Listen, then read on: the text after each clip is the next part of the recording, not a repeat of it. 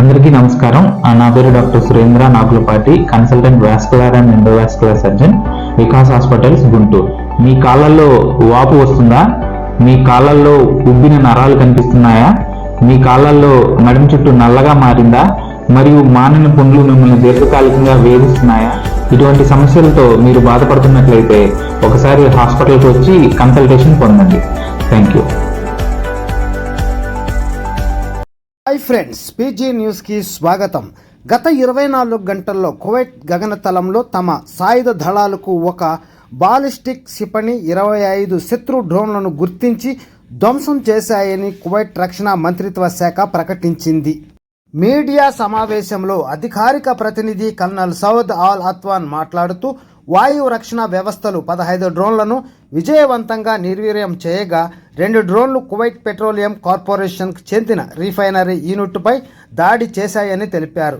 ఈ దాడి కారణంగా ఆ ప్రాంగణంలో అగ్ని ప్రమాదం సంభవించగా ప్రత్యేక అత్యవసర బృందాలు దానిని వెంటనే అదుపులోకి తీసుకువచ్చాయి. ఎలాంటి ప్రాణ నష్టం జరగలేదని సమాచారం. 8 డ్రోన్లు ఎలాంటి నష్టం కలిగించకుండా కూలిపోయాయని కల్నల్ ఆల్ అత్వాన్ తెలిపారు. కువైట్ దేశంపై ఇరాన్ దురాక్రమణకు పాల్పడుతోందని అధికారులు అభివర్ణించిన పరిమాణాల నేపథ్యంలో ఈ ప్రకటన వెలువడైంది.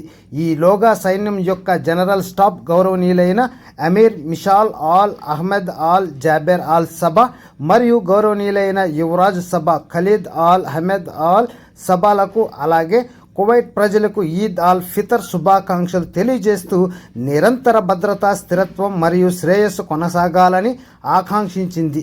కల్నల్ ఆల్ అత్వాన్ కూడా కువైట్ అమరవీరులకు నివాళులర్పించారు. వారిపై కరుణ చూపాలని ప్రార్థిస్తూ దేశ రక్షణలో వారు చేసిన త్యాగాలను గౌరవించారు.